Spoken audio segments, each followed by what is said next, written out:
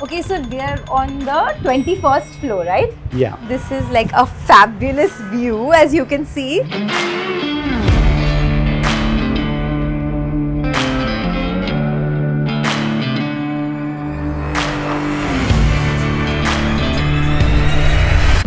Don't try to waste anybody's time. Don't be with toxic people. If you want to achieve something in life, there are some sacrifices you have to do. So that is where my wife has played an excellent role. But I don't think money is the only thing which can get you happiness. Focus on ideas. If you believe something is what you have thought is original, go after it. Spend time, money, everything on it. There's this whole debate of renting versus owning. I think it's a very interesting question and well discussed and debated, but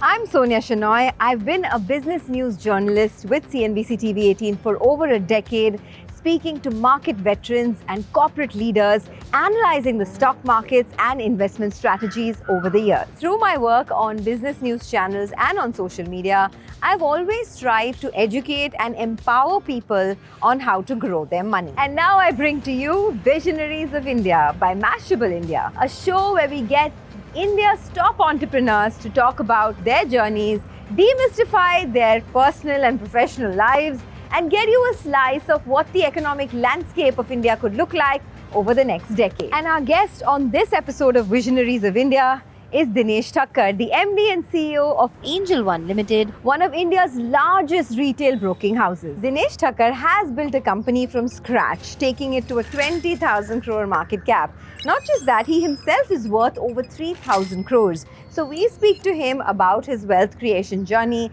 and the phenomenal growth that we've seen in the Indian retail broking industry. So let's take a sneak peek into Dinesh Thakkar's life. Hello. Nice to meet you again after so long. I think this early in the morning you come to the gym. I'm very inspired by you. thank you very much. I think everyone has to do that. I know that you are someone who's been in this space for so long. So I thought, let me come and get a sneak peek into your life. Is the gym a big part of your life? Yeah, definitely. Like I start my day coming to the gym, doing proper cardio. So I believe it has to be a mix of all exercises. So like morning I will come, I will do cardio. Sometime I'll do stretching. I'm very serious on weight training also. So when we're doing workout, usually people who do workout, they will relate to this. They feel very happy after workout. So there is something hormonal changes happening, which is keeping you happy, which is keeping you motivated, keeping you focused. And I have seen big benefit. I started serious workout from 2012-13. Before that, I used to believe just walk or a run is enough. I was going to ask you actually, when did you become a gym bro? Regularly in the gym? I think always there is some kind of like crisis to happen for people to really understand seriously that this thing is important. It has to be integral part of your life. So in 2007-8, I was traveling to US. When I picked up few bags, I felt a jerk in my lower back. How old were you that time? At that time, it would be around 40, 45, 46. Till then, no workout? No workout, that is what I am saying. Only working? Businessmen believe that, okay, only working, just morning, just go for a walk, that is enough. So when actually this happened, I came back, I did MRI and I was told that you have a slip disc. So that is where actually I was just wondering, what do I do? Doctor told me, complete bed rest. So I cannot take a bed rest because I am actively in my business and it is in that phase where I want to grow multiple times. He gave me an example that, see, at that time Sachin Tendulkar was very famous. He told, if there is a very important match going on and Sachin Tendulkar gets injured, what he will do? Can he play? No. So you go back home and take rest for 2-3 months. I took a rest for 15-20 days. I told, no, I cannot. So I took a hospital bed in my office cabin. Wow. So that I can work, I can relax, I can be lying down, not relaxed, lying down. But then I realized this is not going to work. Then my son was studying fitness and all that. He told, if you want to really get out of this thing, no, you do proper workout. Then he showed me all this kind of like Olympic bars and all that. Your This son not is for a me. fitness coach, right? Your son? Yeah. He's a fitness yeah, coach. Yeah, he is into fitness and all that. He did certification course from Cardiff. Nice, He's a proper certified person. So that's the reason I believed. He told, contrary to people what believe that in slip disc you have to lie down, you have to take care with physiotherapy and all that. Once you're out of the pain, you have to do proper weightlifting. And believe me, that changed my life. You've built this 20,000 crore market cap company from scratch. You've kind of, had this journey where there was nothing when you started off, right? And at that point in time, I think the broking business hardly had any players. It was very unorganized. From there to here, before I talk about your business itself, how much of a role has fitness played in that journey to build? So now what happens when you are young, no, you take fitness for granted. So you are able to leverage whatever kind of like energy, motivation you have. But beyond a point, fitness is needed. See, fitness is needed because one has to get discipline. Every morning, it's a boring thing. Morning come, do the same workout. And believe me, there is no difference in inches and all that overnight. Same in business also, what I felt that, okay, this all things has helped me. You have to go through that boring phase to see the big benefit. So I feel that fitness has played a bigger role in terms of helping me to be more disciplined person and seeing the long-term benefits, not short-term benefit. Just run for a few days, lose some weight, and again get back to the same weight. Okay. So fitness has trained me that if you want to be really fit, you have to be consistent. You have to be motivated on your own self rather than somebody pushing you or some parameters which are changing overnight is motivating you. So when you talk about the billionaire mindset, right? Everyone, all young people today want to know what is the billionaire mindset like. So you talked about discipline and you talk about being consistent. What else? One has to believe in their instincts. I see that lots of youth are able to identify what are the new trends. But second is that, okay, they are not persistent in terms of putting energy and time in that. Okay. Once they see, oh, it is not going the way actually I felt, they get distracted, they get kind of like demotivated. See, I would say businesses takes time, decades to build a legacy.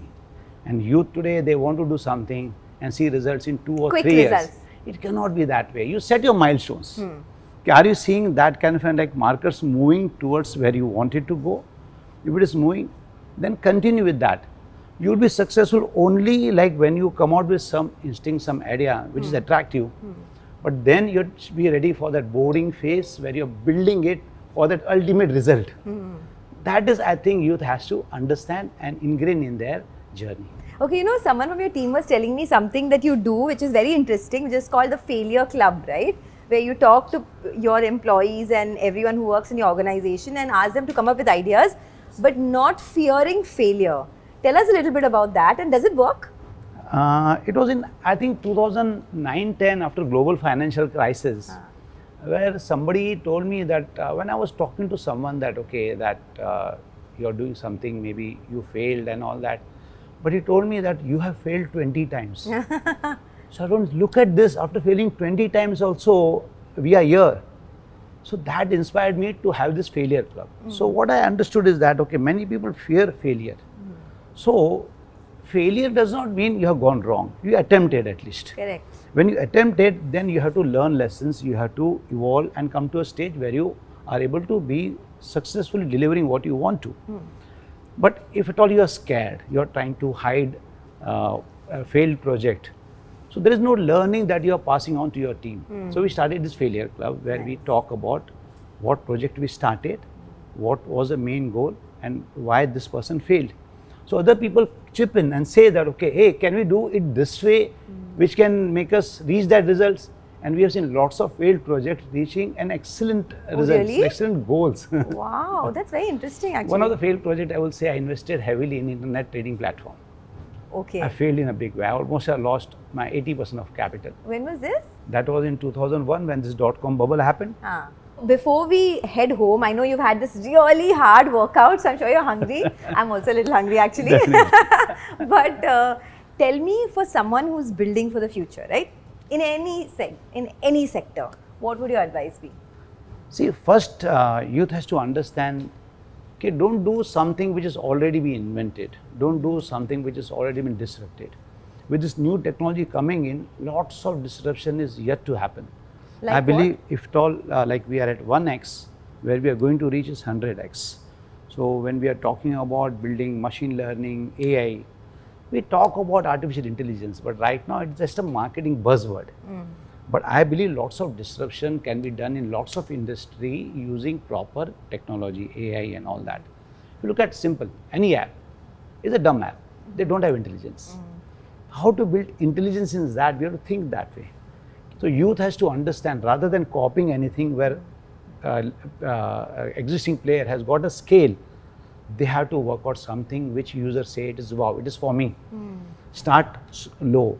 Don't try to copy anyone. And if you are able to satisfy a certain user need, and which is going to create disruption, which changes that using habit, you are going to see a big market share in that. Okay, so before we go, since you're here in the gym, and I notice you're a gym bro, you're like really dedicated in the gym, right?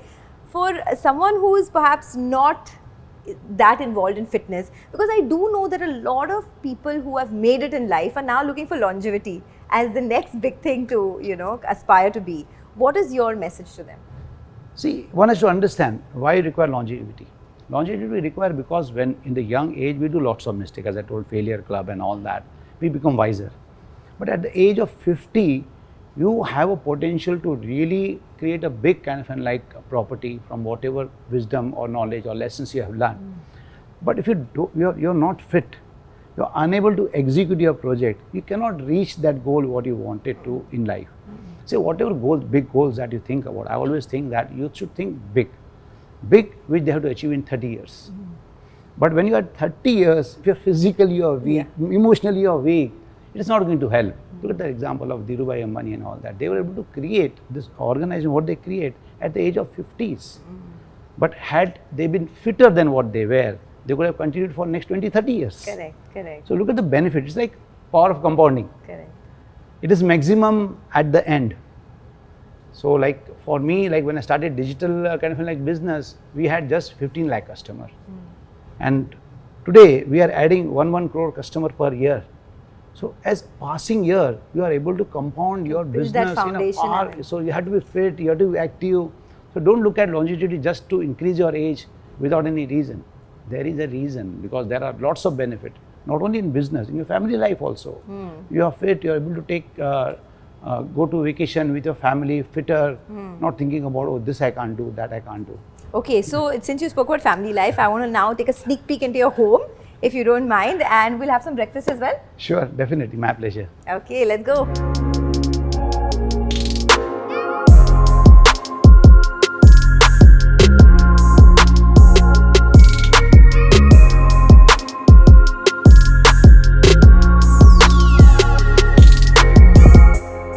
From the gym, we've come straight to the dining table. Dinesh, thank you for having me here. My pleasure. It's my pleasure. Always it's my pleasure to really socialize, meet people on the dining table. Yeah, and this is your that is where a candid talks comes out. Absolutely. And this is your home. It is by far one of the most stunning homes I've seen in Mumbai. Thank you very much. And my entire team is in awe, of what a beautiful space you've created for yourself. Thank you. I think it is thanks to COVID times, we realized that we need better homes, bigger homes, so that we enjoy our time with our friends, family. Yeah, so and I would say it is collateral benefit of what COVID period was. Yeah, absolutely. Your internal space has to be good, right? And there's a jacuzzi as well. We were thinking, let's sit by the jacuzzi, and I'm sure you do a lot of work out of there. But did you buy this home recently? I bought during COVID period. It was Okay. in 2020. Actually, I bought this. I shifted in by the end of 2020. But then when I realized that after COVID, we want to socialize, you want to meet people, that realization came in those periods that, okay, life is short, we need to spend time with our near dear and all that. Correct. And that this beautiful table setting, I don't think anyone has ever, created this kind of a lovely breakfast for us. So I really don't know what to eat and where to start. But I'm sure you have a very strict diet and strict pattern of eating. I think today, because of spread is so wide and very with variety and all that. Otherwise, I have like salad and a protein. So my diet, any meal I would say, would be fiber and protein. Either it is chicken, paneer or fish. Okay. And there is a salad. This kind of an like spread is only when there are guests. I feel, Or a I feel weekend. very Or a honored. weekend. Or when you're entertaining people. Entertaining people, yeah. Okay. But coming back to your home, there's this whole debate of renting versus owning. And I just want to know from your end, for someone who's perhaps in their 20s and 30s, who's looking to build their portfolio, right?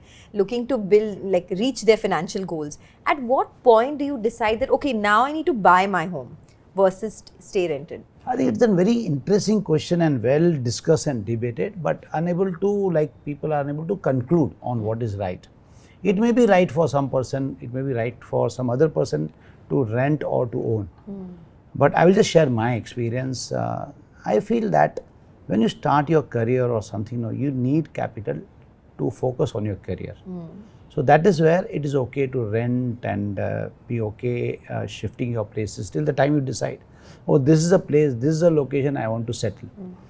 But I would say at the age of around 35 or around, you are very clear in terms of your career, growth and all that. That is where you should go and own the house. Okay. I will tell you the reason for that. What happens at 35, you are into that serious phase of life where family don't want to shift much. So when you rent, you may feel that, okay, you're just paying 1.5%, 2%, but you have to understand real estate is appreciating at the rate of 14-15%. There is a logic to this. So if you look at kind of like growth of any human in terms of their monetary growth, it is at the rate of 12-13%. So that is going to be reflected in their EMIs. So real estate would be continuously growing at the rate of, I would say, at least 12-13%. So don't look at that you are just paying rent of 2%. At certain age when you want to own, it is inherently built that you would be paying compounding of 12-13%. Second thing is that is my experience. I rented my houses until the age of I think 38 or 40. Before that, you never owned a house? No, I never owned my house. Oh, wow. So that's the reason I'm saying, I'm telling my personal experience. Okay. So I used to rent my houses, but what I realized is that after 3-4 years, landlord will say, I've sold the property, please shift from here. So then I have to change forcefully. I was forced to change the houses. But why did you not own a home when you could afford it? No, that time, if you have seen my whole journey, I wanted to put all my capital in my business. So I always thought that if you are growing at the rate of say like 25-30% and you're earning 15% ROE, there's a shortfall of capital. So always I wanted to put my capital in my business. So that is where I would say my business mind was working, that I'm compounding capital at the rate of 30-35 and real estate is appreciating at 12-13%. I'm able to create a proper hedge. Nice. So I never thought. The day came, I realized that, okay, when I was staying in the Jew and landlord told that we need this place, so can you arrange for your accommodation after a year? We felt bad. Because emotionally got connected to that home. So it does not work that way that that same house will be with you for 20 years. Correct. So somewhere lots of emotions are built on a house. Everyone aspires to have a life like you have built for yourself, right? And that is the aim with this show. Aspiring Indians or aspirational Indians, right, as we call it, visionaries of India, what they have built. We want to understand a little more about the day-to-day habits, the day-to-day small changes that I can make in my life to maybe 10 years down the line sit in your place, right? Don't try to waste anybody's time. I would really say that I give lots of credit to my success to punctuality. Brilliant. Then what is happening in a meeting also, everybody knows that you're going to go on time. So neither you're wasting your time, nor you're wasting your senior resources time also. So one has to be very serious in terms of being punctual, being disciplined. Take care of your health. Don't play with your health. If at all you are thinking something big, your health has to be in a superb form. So it cannot be that next day you have some project, last night you did party and all that, and next day you have headache, you're not focusing, you're not concentrating. So that has to change. This small habit makes a big difference. Somebody will say, no, it does not make a difference. Yeah. I would say putting disciplined approach to whatever you're doing and believing in what you want to do and giving proper time and dedication to that is very, very important. In that, everything plays a role. Your family, your fitness, your people around you.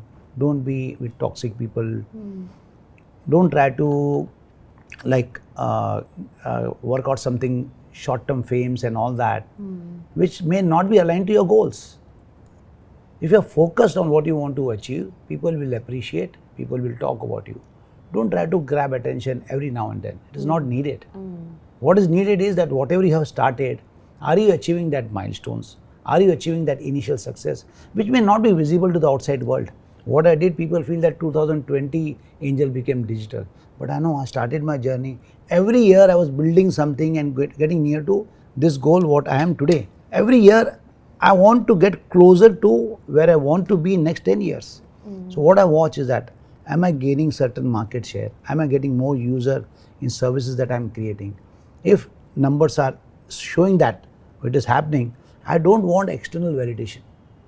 Okay, since we're talking about life lessons, and I want to also explore your office space and see a lot more. I know you're very passionate about cars, so I'm going to talk about that later. Sure. But just to wrap up this conversation, right? Dinesh Thakkar as an entrepreneur, as a visionary, as a leader, everyone knows your story. But Dinesh Thakkar as a family man, as a father, as a husband, right? What are the qualities that you have, the qualities that you lack, that you're perhaps looking to work on? See, I was and I am also, I would say, too much passionate about business or achieving something in business. So that is where my wife has played an excellent role of taking care of my kids and all that. So today when they have achieved something in life, I say credit goes to your mother, not to me. I have just sponsored you. Facilitated it. So I feel that, okay, like if you want to achieve something in life, there are some sacrifices you have to do. But that sacrifice, your partner should be quite good enough to understand that, okay, these are sacrifices needed for us to reach where he wants to reach. So that support from family is very important. So I would not say my side this thing. I think this success story, whatever I have built, good credit goes to my family also. Because what happens when you have done something and you go wrong? External world is going to criticize you. It is only internal family who makes you ready for the next day. Correct. That nothing is lost, everything will be fine and all that. They don't know anything what I am doing. But still that kind of an assurance. Conviction that, okay, you will do it. Last time you did this, we faced this. So that creates a kind of an, like, I would say, extra kind of an, like, support to make us reach where you want to reach. But nowadays generation, a lot of people are struggling to find that, right? Struggling to find true love, as it is called, unconditional support from your partner. What do you think the previous generation has done right to find it? I mean, is it sacrifice? Because people are just not willing to settle anymore. Not that I am saying this generation is not doing right, but I would say previous generation duties were well divided. Money part you will be expert in that. Home part, I will look at it. And kids also got oriented that way. Today both partners are ambitious, both want to reach their goal, and it's right also. But they have to work out how do we balance now. We cannot be taking any kind of influence from previous generation. Because every generation is new and every generation has done something phenomenal for this world. So I would say that I don't know what is an answer. People who are into that kind of phase, they have to find out. They have to balance it. They have to respect each other. They have to be tolerant in terms of sometime we may not go as per what we have planned, but we need to support each other. That support is going to make both successful. Okay. So you credit a large part of your success to your wife, your family, and the support that you got there. But do you regret that perhaps if you had more time, you would have been more involved? Very honestly, I don't regret, because I think because I was so focused player, I was able to achieve what I am. Because this market, today it is well regulated. When I entered, it was full of scams, full of kind of cheating, defaults. There we have to be very, very alert. Not only funding your future, but looking at existing current business. So I think I got more time than my competition, lots of competition who believed in work-life balance. I tell that, see, you have to sacrifice. There cannot be work-life balance. If you have very kind of very lofty kind of goals, you have to sacrifice. You have to talk to your partner that we have to divide our work. Maybe I may not be able to contribute, but we have to achieve this. But you're telling that to a generation now that believes a lot in work-life balance, right? So it may strike the wrong chord. I tell this, see, if you believe in work-life balance, take that position. There are positions in every organization. I tell my CXO also, I believe in work-life balance. But for that, this position of top leader is not there. Because you are responsible for 500 people working under you who Correct. have very high growth kind of like goals. Aspirations. If they have aspiration, how are you going to meet them? It is like joining a military, then I say, I want to have work-life balance. Cannot be, no? So it's the same thing. When you are getting to that position of high growth kind of like company and you are at the top, you have to keep in mind, you have to sacrifice on lots of things. You can balance your life. See, I am also happy, my CXOs are happy. Then you know how to balance life, Correct. how to enjoy life. But saying that strictly work-life balance the way traditionally we know, I think at the top level of a growth company would not be there.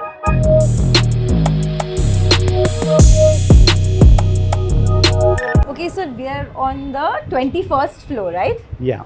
And this is like a fabulous view, as you can see, of the city of Mumbai. And I mean, I don't think it can get better than this. No, definitely, like 360-degree view, I think you can see like your Borivali side, you can see Warsaw, you can see Jew. So that way it's a very kind of like, first of all, like view is good, breeze is so good, you feel so fresh. And so who whenever market is down, not that I'm joking, I don't watch market that much. You come here, have a good breeze and you feel fresh. I would love to come here and have a breeze whether the market is up or down. I wouldn't care. This is what aspirational Indians look forward to, right? To build a home like this in a city like Mumbai with this kind of a view. I don't think I have seen such a spectacular view in any home in Mumbai. So Here it's I would like to fabulous. touch that point what I said. Don't rush in buying home. But when you buy a home, give enough time and money for that. So even if you delay that project for a few years, I feel it's okay till the time you are able to compound your wealth or something which is better than real estate. If you invest in equity also, it is going to beat real estate. So this is my belief is, once you are ready to build a home, you should give enough time. Keep in mind you want to spend next 20 years, 30 years over here. Build some kind of like memories over here. It has to be something unique. Yeah, absolutely. I mean, there's nothing more unique than this. But tell me, this is like a wraparound balcony, right? That you have this is a across your wraparound entire balcony. apartment. So I can just walk over here, jog over here. Wow, fabulous, fabulous. You can like literally see the entire city. Yeah. And how far off can you see from here? Yeah, so as I said, this is Borivali. You can see airport over there. You can see Bandra ceiling from here. Oh, wow. You can see sunrise. You can see sunset. Crazy. Do you think, Dinesh, that money, I mean, after looking at your space, I think money definitely buys happiness. What about you? Happiness is something I would say when you achieve something in life, now you feel happy. I don't think money can be instrument to that, but I don't think money is the only thing which can get you happiness. Really? No. This would make me happy if I had this house. I don't know about you. I would definitely That be is happy. because that is your aspiration. If you reach there, that makes you happy. So you're saying that process of aspiring, that process of achieving is what gives you the Exactly. joy. That whole journey and reaching that goal, then rewarding yourself with good house or a good car, that gives you happiness. But at what point does it end? Because once you reach this goal, now I'm sure for you there is this, diminishing marginal utility, like where you feel like, okay, now I've achieved this home. So that incremental happiness is not what you achieve through the home. Yeah, it takes time. Like as I said, that okay, for you to realize that okay, what will make you happy? Not necessarily that there is no incremental this thing, but what happens? People lose their motivation to pursue something. They feel we have achieved. So that is where they feel that incremental I will not achieve happiness. But I have seen at every stage of my life, when 10 years back I thought that I have achieved something, it is something that, people are saying, wow. But I never felt that, okay, I have done enough. There are new goals that I will set. If I'm able to reach there, I get more happier. So today also I have lots of goals. I feel I have started my career. And what goals I have set for myself for next 5-10 years, if I achieve that, I think I will be more happier than what I am today. Today, standing here on the 21st floor of your, maybe 20,000 square feet apartment, is it safe to say that Dinesh Thakkar is a happy man? I'm always happy. I was always happy. When I lost my money, I was happy. Point is that, okay, when I'm saying opportunity, see what is important is that you should have a goal in your life. If you have a goal in your life, now you'll be happy. Incremental happiness comes with what kind of goals you're setting for yourself. The day will come, you don't have goal, you will say, oh, that's the end of happiness. So the journey and that just setting those goals for yourself. Goal is important. That you should have a bigger goal in your life. Okay. Today, whatever I have achieved, have a goal which is 10x of what I have achieved. Then that is going to give me happiness. That will give me some purpose. That okay, I want to achieve this. And thank you so much for inviting us to your beautiful home. It's so inspiring, your journey. I mean, I've watched your journey over the last 15 years. It is so inspiring. And now, as a culmination, to see this lovely home of yours, thank you so much. We're going to head straight to your office. Sure.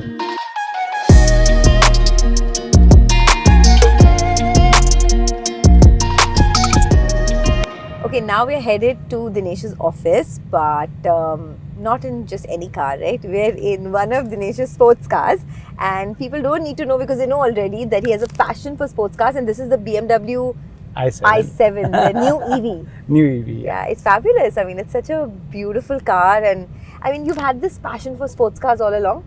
Yeah, I always see, I love this car. I take this as an art piece. Okay. Where they have built lots of engineering to get that performance. What cannot be, we could have got from a small engine and all that. They did lots of innovation. Even that small, like I would say, 4-liter engine also can give 800 horsepower, which is unbelievable. So when I was reading about all this car, so if you came to my home, there is no art piece. Yeah. But I believe my art is within this cars what I buy. So when I look at that cars, I just wonder how they have used technology to get to that level where an ordinary person like me can drive a car which has 1,000 horsepower, which was unimaginable. I remember in our earlier conversations, Dinesh, if you remember, when we spoke, you said that for 20 years you drove the same car, and then when you hit a milestone in your career is when you bought your first luxury or sports car, right? Yeah. Tell us about that. Yeah, so when I was in college, junior college, because lots of people say that, oh, you studied till 12, then how come you went to the college? In Bombay, it is 10+2. Yeah. So I read one kind of an article where Mercedes was launching G-Wagon. So way back, I think it was in 77, 78. And I was like, wow, I want this. When I checked the price, it was much beyond what I can afford. Not what I can afford, what my dad also can afford. So I had decided I will buy this car. And when I started business, I thought that let me have one vehicle to commute and all that. I bought a Fiat. And when I drew that car, again that passion of driving came out. And in 2000, I think so, around 3 or 4, I was walking out of a bank. I saw this auto hanger showroom. They had launched E-Class. Impulsively, I just bought it. That is where I realized that I'm so mad about cars. This kind of an impulsive decisions are not right for me. So then from that day, I decided I'll never go to the showroom, buy any car. And I was just with one car. But you could afford it at that time. I can afford it. It's not about affording. See, one thing is that you can afford it. Second thing is that you want to reach certain goal. That requires your time. And when you buy a luxurious car or a sports car, that also will ask for a time. That resource is very limited. Okay. So I believe I don't want any distraction. So I will drive one car till the time I achieve certain stage in my life where somebody else is also helping me manage my business. So in 2016, I decided to appoint a CEO. I promoted a business head as a CEO. That is where I started buying all the cars, all suppressed kind of reward system to yourself. What I wanted to reward myself one by one from 2016. First I bought Mini Cooper, then I bought AMG GTS, then I bought Lamborghini Performante, then I bought AMG G-Wagon, which I dreamt about in 1975. I want to buy this G-Wagon. So I got it in 2017-18. Then lots of other cars, Ferrari and all that. But what I believe is that, okay, when you want to reach your goal, it is not about whether you can afford it, whether you have time, bandwidth to give to this kind of passion. If not, if you delay it for achieving your goal faster, I think that is a wiser decision for anyone. Is there anything on your wish list? What's next?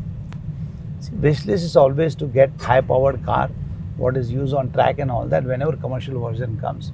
I should be first person to get the track version of that car. So currently, actually, I'm going for McLaren. They have come out with 60th edition. So I like that. Okay, they are innovating, they are creating something new. So I don't decide I want to get to this car.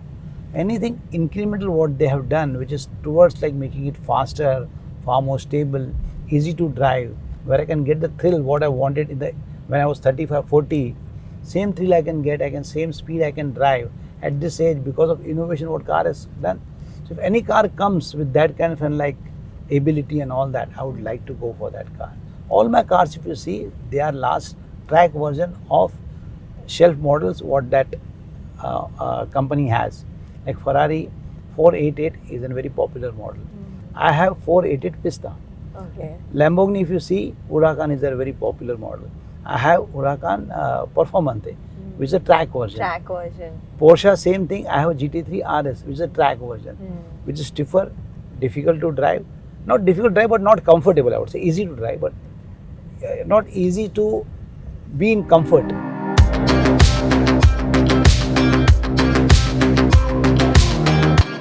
Okay, now we're here in Dinesh's office and we've had a long and very fruitful, very fun day.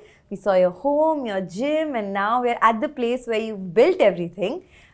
So yeah, good end to a great day. I really like it. That full day I was able to talk about all my 30 years in industry, what I achieved, what I did, my family and all that. I think my family will love that. At least there is some report card, what you did. And what a great report And they card. love watching you, so they would be happy that Sonia took this interview. How sweet. Thank you so much. No, I was very impressed. I was telling you that not only your dedication, but also just the consistency, right? Building a brand and holding that brand for 30 years is not a joke, but it's something that you've done. But I want to know, what is the plan for the next 30 years, next 20 years? I'm sure you had a lot on your mind. And given how the retail broking business is going with so many SEBI regulations on the F&O side, etc., what are you focusing on now? See, I feel that this next 30 years would be far more, I would say, attractive than previous 30 years. 30 years went into building of kind of an infrastructure for country as well as for organization. And you look at lots of learning that were there, that for government, for regulator, for brokers like us, we need a strong regulator, then only market can expand. So I always support regulator because when I started my career 91, 92 Arshad Mehta happened. And I realized the importance of regulator in a market which is growing at this rate. So overall, I feel this next 30 years would be fantastic. Because now if you look at kind of like technological tools which are available that are going to help deeper go into market which was impossible to serve. But if you look at even selection of product or services, individual in terms of the way they progress in their life, it changes. So app should be intelligent enough to understand the need of this person has changed, growth rate is different. How do I give a better solution? Correct. Or if at all they have recommended some kind of like schemes or mutual fund which is not performing, how to be bold enough to say we went wrong, let us change the scheme. So I'm looking at that kind of future. That's the future of the app industry. Is intelligent, honest and truthful to a customer, user, not to organization. Okay, that's interesting. Dinesh, I've seen you go from a 5,000 crore market cap to 10,000 crore market cap, now sitting at 20,000 crore market cap company. I wish and I pray that you will, the next time we meet, you're at 25, 30,000 crores and, it's just limitless for you in terms of the growth. Thank you so much for taking the time out, speaking to us, spending your day with us and showing us what is a day in the life of a visionary. Thank you so much. I believe today was the best day in my life. How I was sweet. able to speak so much about myself. Thank you. Usually we are just working, we are doing what is required next 10 years, 15 years. When a person like you comes, who has spent a full day with me to understand how my life looks like. So it's a reflection of me also what I have done, validation of that what I have done. People are loving it. Correct. When you talk about this, that is where it's the kind of report card we get after exams. Oh, you got this many marks. Yeah, It appears to me that no, I mean Thank you your very much for value that. report card is for everyone to see. You have built a great life for yourself, for your family, for your shareholders, for your stakeholders, and I hope and pray that you fulfill all your goals. What stayed with me is you saying that, what gives you happiness at the end of the day is pursuing your goals, that journey to pursue your That is goals. most important. So don't give up on that. Thank you. Okay, thank you so much.